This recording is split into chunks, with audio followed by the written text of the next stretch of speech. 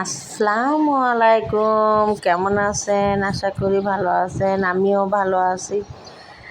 আজকে একটু সকাল সকাল ছাদে উঠেছিলাম, অনেক ভোরে উঠেছিলাম।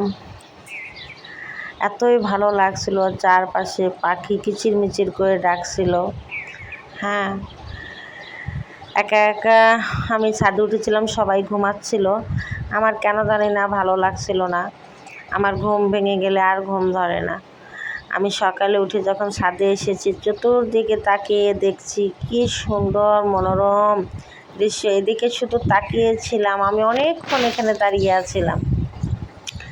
আর এখানে দেখছেন কত সুন্দর করি করি আমগুলো বড় হয়ে গেছে। এর আগে আপনাদেরকে আমি দেখিয়েছিলাম।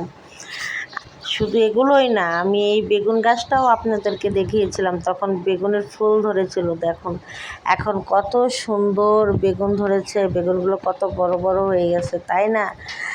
আপনাদেরকে তো আমি এর আগেও দেখিয়েছি বেগুন গাছটা, কিন্তু তখন ফুল ধরেছিল। এই যে দেখতে পারছেন অ্যালোভেরা গাছ, এখান থেকে অনেকগুলো অ্যালোভেরা গাছ কেটে নিয়েছিলাম। আর এই যে দেখতেছেন যে পুল্লা বুনেছিলাম, কেউ ধুন্দুল বলে, কেউ পুল্লা বলে, সে বিচিটা আমি গাছছিলাম। আপনারা এর আগে দেখেছেন সে গাছগুলো গজিয়েছে। এই দেখছেন মরিচ, এখানে আপনাদেরকে দেখিয়েছিলাম মরিচের ফুল। এই দেখুন কত মরিচ ধরেছে, দেখতেই পারছেন অনেক অনেক মরিচ ধরেছে। এখান থেকে অনেকগুলো মরিচ তুলে নিয়ে খাওয়াও হয়েছে। হ্যাঁ, দেখতেই পাচ্ছেন মানে গাছটা ভর্তি মরিচ। যেরকম ফুল পড়ছে সেরকম মরিচ। আর এখানে তো আপনাদেরকে বটবটি গাছ দেখিয়েছিলাম, সেগুলো এখন বড় হয়ে যাচ্ছে, জাংলায় উঠে যাচ্ছে। হ্যাঁ, দেখতে কত সুন্দর লাগছে, তাই না? এই পাশের বটবটি গাছটাও বড় হয়ে যাচ্ছে, কিন্তু পাতাগুলো কেন যে হলুদ হয়ে যাচ্ছে এমন বুঝতে পারছি না। আর এই পাশটাতে যে বিচিগুলো আমি লাগিয়েছিলাম, দেখছেন কত সুন্দর হয়েছে গাছগুলো।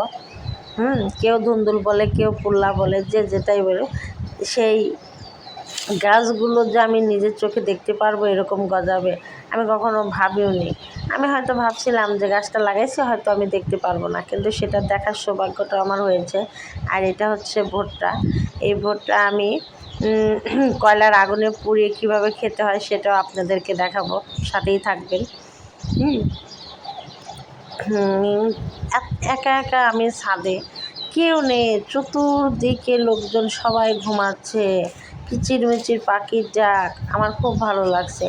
আর এই দিকে দেখতে পাচ্ছেন লেবুগুলো ছোট ছোট ছিল যখন আপনাদেরকে দেখিয়েছিলাম, লেবুগুলো অনেক বড় হয়েছে। অনেকগুলো লেবু তুলে খাওয়াও হয়েছে।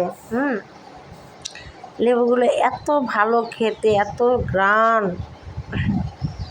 লেবু দিয়ে যদি ভাত কিংবা ডাল চটকে যদি লেবুর রস দিয়ে যদি খাওয়া যায়, খুব ভালো লাগে খেতে। এটা অন্যরকম, এক একটা এক এক জাতের লেবু।